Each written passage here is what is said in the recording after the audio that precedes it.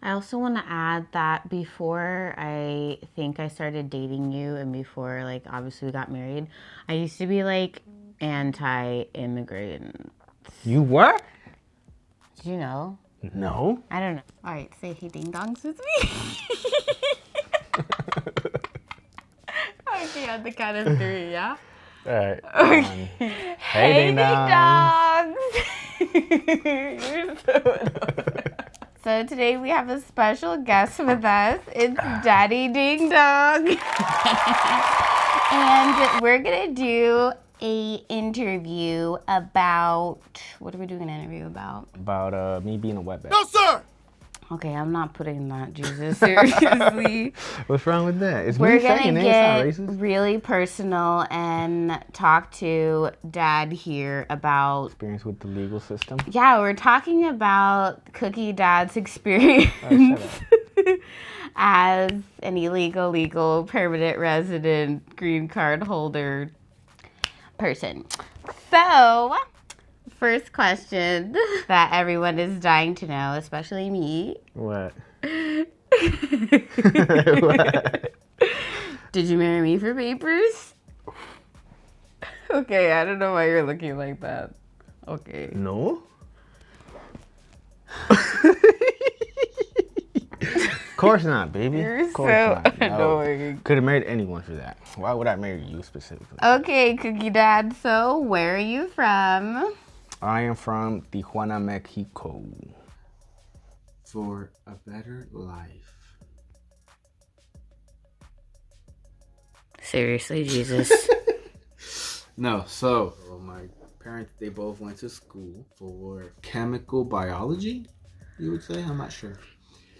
But they opened up a laboratory. They do like, they take blood samples and all that stuff that they do at laboratories at the clinics. Well, they opened up their own laboratory. And according to my dad, he said they were having a tough time because there was other bigger businesses that like to play dirty, he says, in Mexico. So he says they would make false accusations against their company that they were doing things wrong or whatever. So the government would come in and they would shut them down for weeks on end and not let them work. And they were always like harassing them, he says. So it was hard to turn a profit. And then my dad had an incident with one of his employees that was stealing from him. He ended up catching him one night. He was stealing money from the register or something. I don't know. My dad caught him. And he got in a fight with him. He ended up breaking his nose.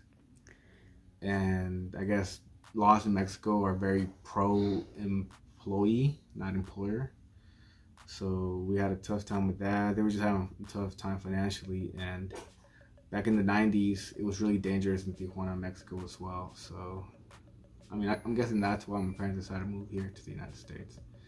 Both for economic reasons, for a better and safer life. How did you end up here in Washington? Well, we had family that already lived here when we came, so that's why we came to Seattle instead of LA. Plus, my dad said he didn't want to move to California because he said it's too ghetto. And he said he didn't want us to end up like cholos or whatever. He just said people down there are not good. So he said he'd rather move to Seattle, Washington. And we had an auntie and an uncle that lived here already. And we ended up moving in with them for maybe 6-7 months until we got an apartment. Maybe a year after that, my parents were able to buy a house in Westway, in the hood. Okay, I just asked how did you... All right, so how was the process becoming legal? How would you like describe that? Expensive, it was long, it was annoying. I mean, you were there for the whole thing. Yeah. Do you know how much you spent in total? So I have all the receipts. I keep them in a file. I never made accountings, but I'm sure it was a lot of money. It was over $5,000. It was a lot. But I got very lucky because I found a guy. Instead of using a lawyer, I was able to find a guy. He was what are those people that Notary. He was a notary. But he also knew his shit. He knew all his immigration information. So he was able to help me fill out my application. And then after I filled out my application, he turned it in for me. He mailed it for me. And then he coached me through the interviews and stuff. Like, his name's Antonio Diaz. Dude, why are you giving works out out of, personal stuff? Because he's the shit. He works out of the Burger Master in Seattle by the University of Washington. No, you might get him in trouble. No, everything he's doing is legal. I don't know. I'm getting his customers. Oh, get out of here. But basically, that guy did my whole family. He did me, cousin, her husband. He did everybody. He's pretty good. He's not perfect, but he's very good and cheap. And I say hella money off of him. Yeah, it was cool. But what you can control is when you apply, and you have to make sure that you fill out your paperwork correctly. If not, they're gonna send it back and it's gonna take even longer. Cause we made a couple mistakes. My boy Antonio Diaz made some mistakes too. I'm not gonna lie. Like I say, he's not perfect, but he's very good. They sent back the application and like you just had to send it over again. It took a month to get there. You know, just delaying things. I also want to add, like, what they're asking on the application, it's really not like rocket science. It's really not. It's just basic information. I had a guy try to tell me that you got to be super smart and a lawyer and all this to fill out it. No, everything is on the website. Just go to the USCIS website. They'll give you the application and they give you instructions on how to fill it out.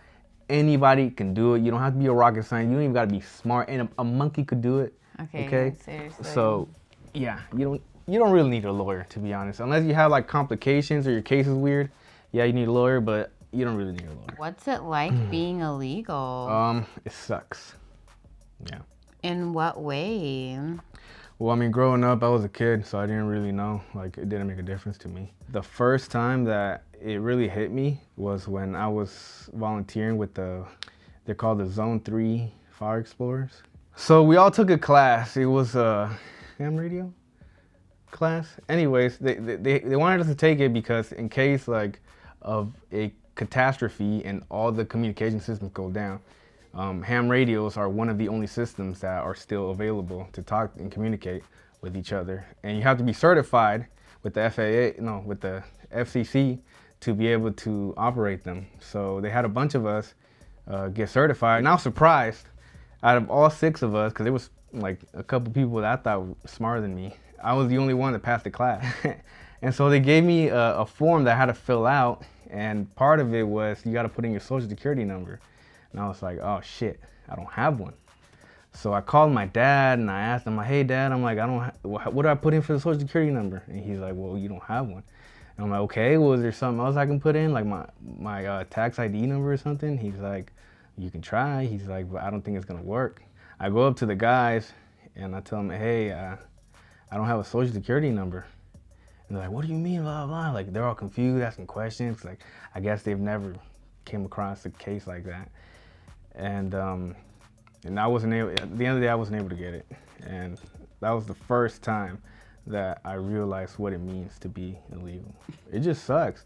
Like, you know how in society you have, your levels, you got the really rich at the top, and you got the rich, and then after the rich, maybe, first it goes by money, then it goes by race. So then you got your white people, and then you got your Asians, and then your browns and your blacks. Well, under that, you have your immigrants. Well, even lower than that, you have your illegal immigrants. And that was me. What do you wish people knew about immigrants? We're just regular, like, immigrants or illegal immigrants? Just wish people had more respect for an illegal immigrant, because an illegal immigrant has to work his ass off in order to make anything of himself or his family. Most illegal immigrants are just here to work and to take care of their families and just to have a better future. That's the only reason why they come here. They don't come here because they think America, oh, it's so cool, it's so fun. No, all right? They'd rather be back in their country. The only reason why they come here is because there's more prosperity and opportunity in this country. Something that we carry with us, and we appreciate the opportunity that we get here. Even though they like to step all over us and we're at the bottom of society, and we know we're not privileged. We don't have as many doors open to us and all that. Be that as it may, and we know how to work hard, and we know that even though it's not the best and we know our position in this society, we know that it's still a lot better than where we come from. So have more respect for them is kind of what I think people should have. Did you not feel respected when you were illegal? Did you feel like different than other people, or? No, because nobody knows unless you tell them. Okay. But I guess I didn't feel different. I just felt like I didn't have opportunity. I felt like what I had is what I had, and I couldn't really do as much as others could, you know? I was always jealous of everybody else. And I was always mad at them too, because I was like, man, you got papers. What the hell are you doing with your life? Why aren't you doing more? Why aren't you making more money, you know? And like, I don't know, I just kind of was always pissed off at others for not being better. It's like, here I am with nothing and with less opportunity, and I don't have all the doors open to me that you do, you know, be that job or going to school. Because I mean, even as an illegal, I couldn't go to school. You know that. Well, you could go to school. I could go to not, school, not but for free. School is expensive, and I had to pay for it 100% out of my pocket. There wasn't any grants available to me. There wasn't any scholarships. No financial aid, none of that. So when I was going to Highline, I was paying for it 100% out of my pocket, and it was tough because school's not cheap. Yeah. Every class was like $600 times 3. That's expensive. Yeah, like $2,000 every a quarter for community college, or yeah. Yeah, so that was tough. That and just finding work, you know, like even you know that there's not a lot of jobs out there that you can take. So even if you're not being treated the best, even if your working conditions aren't the best, you kind of have to keep your mouth shut because you don't know if you quit that there's going to be another job out there for you. So you kind of got to take the abuse, I guess. Like, I kind of feel like illegal immigrants kind of have the same or close to the same experience as black people had back in the 1950s, 1960s, 1920s, you know, all throughout history, because there wasn't a lot of jobs or opportunity out there for them either. And if they had a job, and even if they were treated shitty by either their employer or their coworkers, they had to deal with it because there's not a whole lot of opportunity out there for them. And that's kind of what it is to be an illegal immigrant. What do you think about the wall? What wall? The wall. Which one? There's only one wall. Just stop freaking playing with me. There's one more wall. Anyways, what do you think about the wall, Trump's wall? Well, I mean, it depends what you think the purpose of it is. Is it? Well, what was the wall for? Is it to keep out illegal immigrants? Isn't that what he said? Is it to keep out drugs? Like, obviously, he didn't build a wall to keep drugs out. And then if that's the purpose, well, it's not really going to work because people are always going to find a way. The wall isn't going to do anything, especially if it's out in the middle of the desert and there's no one around. You can just go over it, go under it, whatever. I thought you said build the wall. No, I said build a wall for political reasons because I feel like politically they could have used it as leverage. I feel like they could have let Trump just build his damn wall if he agreed to give all the illegal immigrants already in the country, you know, legal status or a pathway to citizenship. But no, they didn't want to do that. They just wanted to fight him every fucking tooth and nail, the whole goddamn time.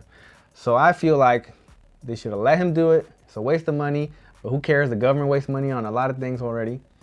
And then they could have, you know, used it as a bargaining. So I think we've covered about everything. You said you didn't have any tips. I already covered the tips. Yeah, you already covered tips, so I don't need to include tips. That was your experience being a legal immigrant. If any of you guys can relate, comment down below. Do you have any final words to say? Yeah, so just because you're illegal doesn't mean you're in hiding. We're just regular people. Or they're just regular people. Just have more respect for those that try to make it to this country.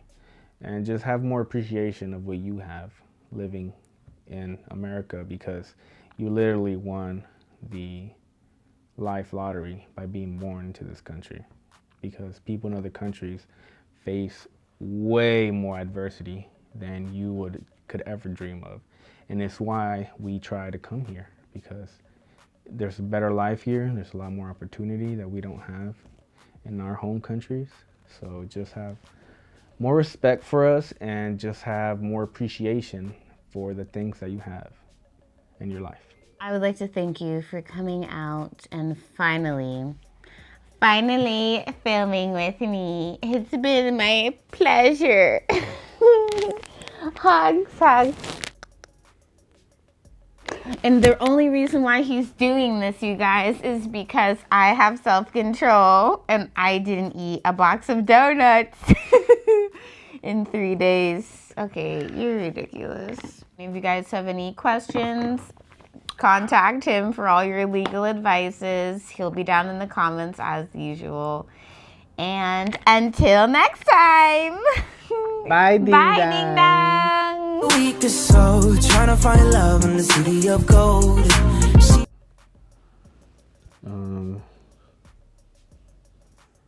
Damn, what can you do? Oh, yeah, you can't finance a car, really. Definitely can't finance a house. You can't travel outside the country. So if you ever want to go to Cancun or France, whatever, you can't do that. Or the Caribbean, can't do that. What else can you do? Oh, you can't get government benefits. So if you're trying to go to school, you can't get student loans. You can't get government assistance. You can't get scholarships either, because all scholarships ask for social security numbers, and that's what I faced when I was in high school my senior year. Every damn scholarship needed a social security number. I go. Okay. It's so funny. Am I making you nervous? Is that what it is? You weren't like this with Lily, were you? Well, no, because she wasn't annoying like you. Like, you're being so stupid. I'm not doing anything. You are. No, You're I'm not. just being so dumb.